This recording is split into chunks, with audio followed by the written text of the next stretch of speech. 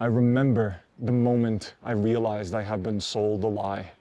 I thought something was wrong with me, but there was something much deeper going on. We were handed a script. Go to school, get a job, build a career, maybe find love, maybe find time. And if you feel exhausted and fulfilled, or that there's more to life, assume that you need fixing, that something is wrong with you. But what if the problem isn't you? What if the model itself is broken? Work-life balance isn't just a myth. It's an illusion that keeps people surviving instead of living and thriving. Let me show you what I mean. Imagine this rock here represents your life, and this one represents your work. Maybe, just maybe, if you try hard enough, you may be able to find balance. We all know it's not that simple. In reality, it looks a lot more like this. Your health, your relationships, your hobbies, your work, your well-being. But this is a really delicate balance. On this episode, we're going to explore why it feels like you can't have it all, and most importantly, how to break free from this illusion so that you can thrive in every single area of your life. Let's dive in. I'm here in the gorgeous mountains of Peru at 4,000 meters of altitude. Look at this. I'm headed to my campsite. I can't wait to show you. It's gorgeous out here. And before we jump into the episode, there's something I want to share with you heart to heart. There are two things that I care deeply about when it comes to this podcast. First is I want to invite you, as you listen, to consider how might you apply the things you're listening to truly transform your life. I want this to be a place of real change and real transformation where your life truly gets better by watching these episodes. And I want to ask you that if you do that and your life does get better by you applying the things you learn, please share it in the comments, which leads me to the second thing I care about with this podcast, which is I want it to be a place of community, of all of us growing and rising together. So please, if this resonates with you, if in some way, shape, or form this moves you, share it with someone you love, share it with someone you care about, share it with someone that you know in your heart is going to benefit from this. So without further ado, let's dive into this episode. I remember the very first time this almost like impossibility of work-life balance hit me was about 5 years ago, and I was at a pivotal stage in my life. COVID had almost started, actually. It was right before COVID, and I had a feeling that something needed to change. And so I dropped everything and I decided I'm going to travel the world. I'm going to be a digital nomad. Finally, things were starting to kick off with work, and I decided to pursue that opportunity. And my goal, my vision were three things. I wanted to travel the world and have an amazing time and explore different places. I wanted to meet someone to be in a relationship with. Like, I wanted to be in an epic relationship. And lastly, I wanted to have this feeling of work being my purpose, work being my mission. Like, I wanted to find work that I loved and that still allowed me freedom to be myself. I love spending time in nature, so I don't want to be behind a desk all day. And funny enough, I remember being exhilarated at the beginning. Things started, like I started traveling. And within a month and a half of really starting that journey, I had achieved the three things that I set out to do. I had met someone that I was dating, and relationships were always excruciatingly painful and hard for me. Like, it was a big breakthrough to actually date someone. I started having new opportunities at work and launched some programs for young people to get access to personal development. And that was like super fulfilling to do that with a group of friends and to get that started. And I was in LA. I was enjoying like a beautiful place. I was having a great time. And after that, I headed to Nicaragua. That was my next destination. And within a few weeks, every single one of these things that I had manifested had gone, had disappeared. The relationship or the person I was dating, that didn't go through. It just wasn't going to work because we wanted different things in life. The work that I was starting to do, I one day woke up and was like, I don't know why, I can't explain this, but like this client that I've been working with, which has been my only at that time source of income, I know in my heart I'm not supposed to do this anymore. And COVID hits and I'm stuck in Nicaragua all by myself, having no idea what's going to happen. Am I going to be able to get out? And just miserable because I had just quit my job. I had no money. I had spent the last of the money that I did have trying to buy flights to get back home to Portugal. And it was probably one of the lowest moments of my life. It was my birthday, and I remember being by myself and just buying some candles, and like one candle for each area of my life. I think at the time I did relationships, my lifestyle, work, spirituality, like my relationship to the universe, and you can call it God, you can call it whatever you want. And there was one more. I forget what it was. Oh, it was finances. It was abundance. And by myself on my birthday, late night in Nicaragua, the sky is beautiful there. Just the stars are stunning. And I got home, I made myself dinner and like set these candles on a table. And I got some postcards, some thank you notes. And I wasn't really sure what I was going to do with them. So I decided I'm going to write a note for each area of my life, like saying thank you for the things that I do have, for the blessings that I do have, for what I can be grateful for. Like I want to pour into that. And then I'm going to like step into a place of vision. And so I did that for every single area of my life. I wrote like gratitude and appreciation for what it is that I did have, even though it was like one of the lowest points in my life at the time. And I put like these, like all these thank you notes like on a table, beautifully displayed. I made like a little bit of an altar. And then I put the candles that I had, one on top of each card. And I just lit the candles. I sang happy birthday to myself. I cried. And I just asked for guidance. I asked for support. I didn't know exactly how to do it, but I knew in my heart I was done. And if you're watching this, my hope is that this video finds you in that place. I was done playing like scales. I was done living in a world of limited, of like, you know that quote? It's something like an amazing job, an amazing relationship, and lots of money. Now pick two. Like, I was done with that. I know life is not perfect, like I knew that then, and life is definitely still not perfect. I wasn't really looking for perfection. I was looking for fulfillment.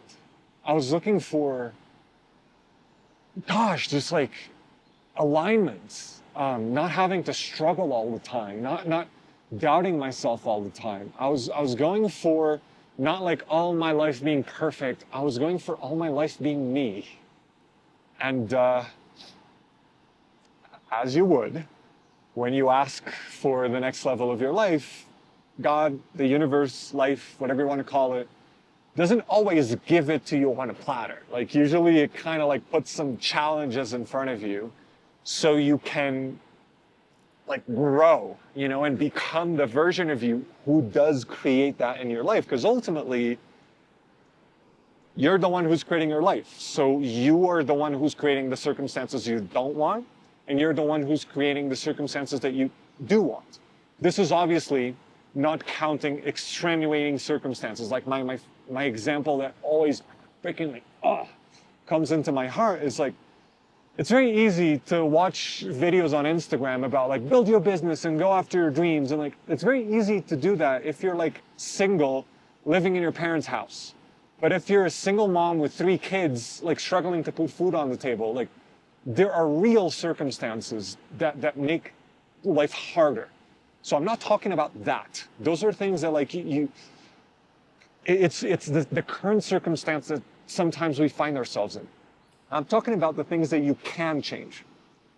And I remember one day in Nicaragua, God bless that place, I was really feeling it. I was like, come on, like I'm gonna go for it. Like I had no job, I had no money, I have no idea. I was by myself, completely alone in this like random place in Nicaragua. It's called El Gigante, if you want to go look it up.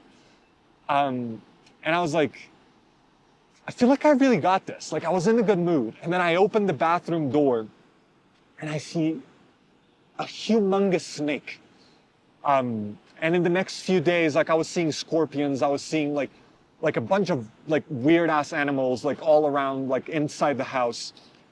And I remember seeing that snake and how the fuck did this get in here?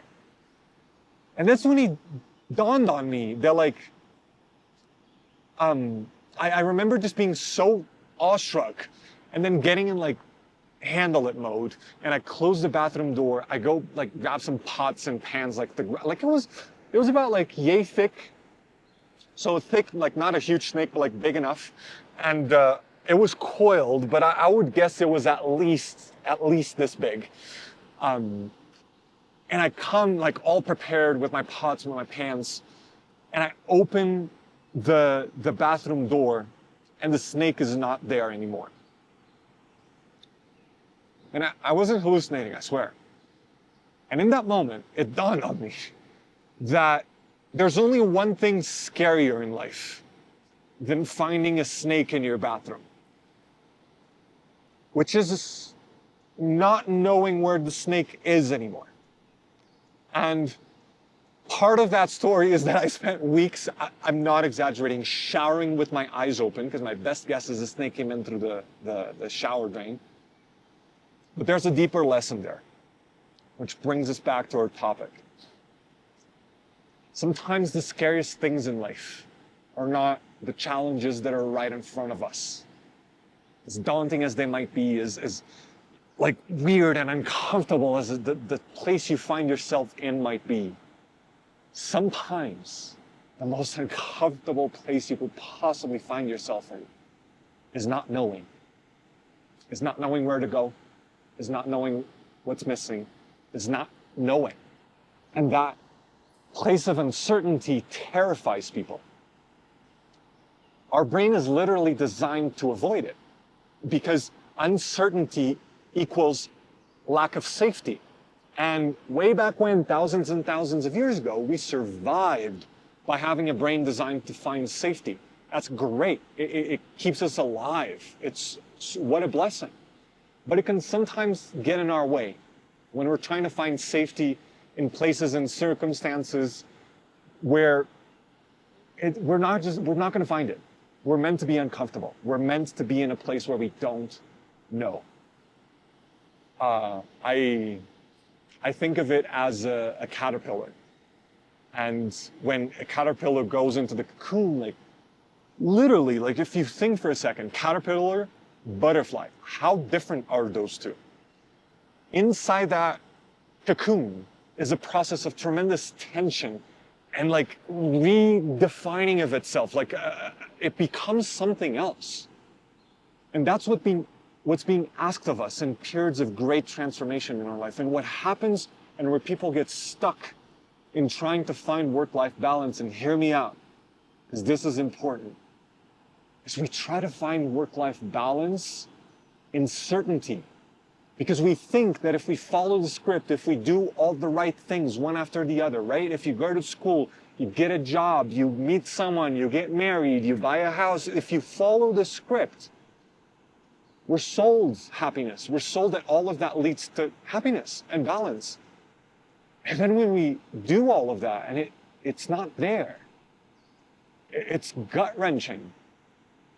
But we were looking for the right thing in the wrong place. Because we think that balance, that aliveness, that alignment in our lives is found in having it all together, in having everything stacked one on top of the other, like with certainty, having control over these different areas of our life. If you want a life of control and certainty, good luck, but there's not going to be much growth and much magic in your life. They're not compatible. It's like water and olive oil. If you want a life that is magical and incredible, you're going to have to handle some uncertainty, my friend. That's part of how it is. And so the thing that stuck with me in that snake story was that I started to look for ways where my whole nervous system was just like purely uncomfortable, not knowing what was going to happen. And I started finding them.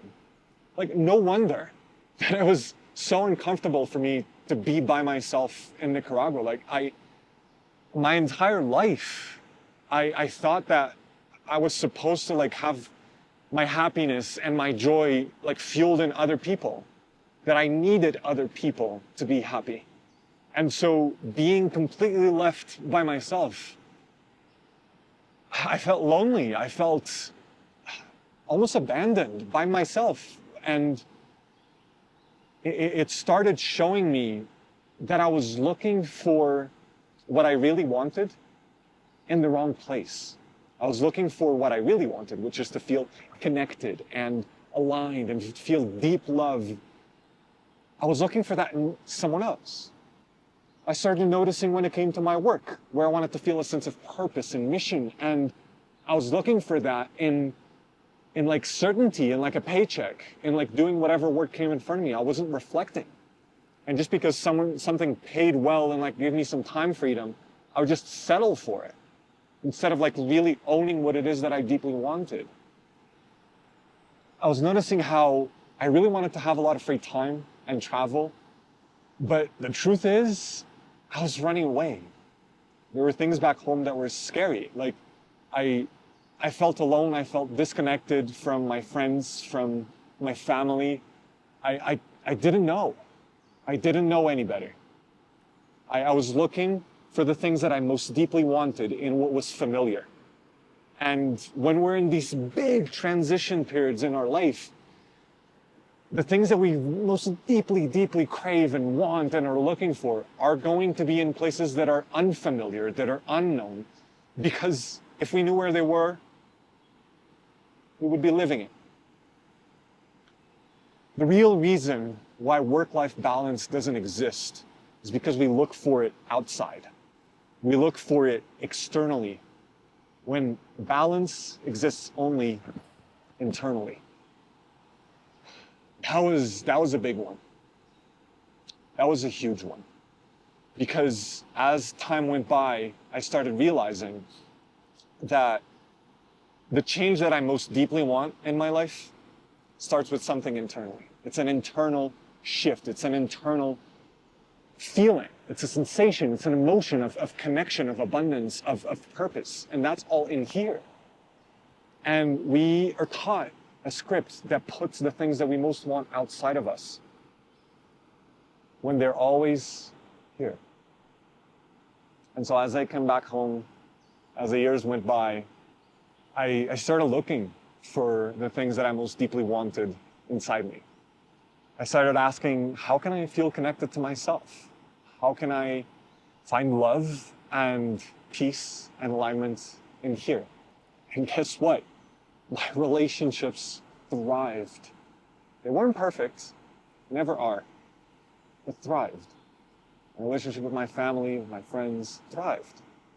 Because I wasn't coming into those situations, into those relationships with a full cup rather than an empty one. My relationship with my work changed completely because instead of trying to find purpose in work and mission and having all these expectations, I just focused on what brought me joy and what brought me a sense of like service and contribution, because I checked in and I was like, what am I really after? I want to feel joy in the work that I do. So how about I follow that? And Same thing for all these different areas of my life. But what is also true is that those decisions, those opportunities for alignment, they put me face to face with my greatest fears, with my greatest discomforts, with my greatest limiting beliefs. And this is where I want to bring it right back to you. Because if you're wanting more alignment, more thriving in every single area of your life, here's the deal. All of those are going to invite you to grow. All of those are going to ask more of you so that you can have more. So my invitation to you is most often people already know. Let's say that you want the next level in your work, in your mission, in your purpose, or your business. Most people already know that they should quit their job or they should start that next business or that passion project. Most people already know. Let's say that it's in terms of relationship. Most people already know whether they should stay, whether they should leave, whether there's something that needs to evolve in their relationship, whether it's your lifestyle, maybe you need to change places. My invitation is, if you're watching this right now, I would bet a lot that there's something in your life that you already know needs to change. There's something in your life that you already know needs to shift. And what I'm saying, what I'm proposing, is that the balance, the thriving, the alignment you want in every single area of your life is in that, is in the thing your heart, your soul is pulling you towards, that you know, you already know is there. As you allow yourself to step into that space of uncertainty and move countries, change jobs, evolve relationship, whatever it is for you, you're going to start finding magic. Because here you are as a larvae, and you allow yourself to go into the cocoon. And guess what? In that cocoon, there's tension, there's discomfort, but there's evolution. That pressure is needed. And as you allow yourself to be there and to grow through the challenge and to face it, to be in the discomfort of not knowing, of going into a period of your life that is completely different than everything else you've ever experienced. On the other side of that tension, my friend, is a life, not just the life you've always dreamed of, but a life beyond your wildest dreams. And I really hope that you find in yourself the courage to follow your heart, to follow your soul, because it is fucking worth it. As you are taking these massive leaps of faith into the next level of your life, it can sometimes feel challenging to navigate that space of uncertainty. However, there are tools and skills and frameworks that you can learn and apply in your life to navigate that season with ease, with grace. And there's always going to be a tension, a growth aspect to it that's going to be challenging, but you can enjoy the hell out of it. And that is exactly what we're going to dive into on the next episode of the podcast. So make sure to subscribe to get notified when that comes out. If you want to dive deeper into these topics right now, I created a free masterclass where I share everything I wish I knew 10 years ago when I got started. Navigating these phases is all about regulating your nervous system. So I share with you the most powerful nervous system regulation tool I know in the free masterclass. First link in the description. You can click it now and watch it for free.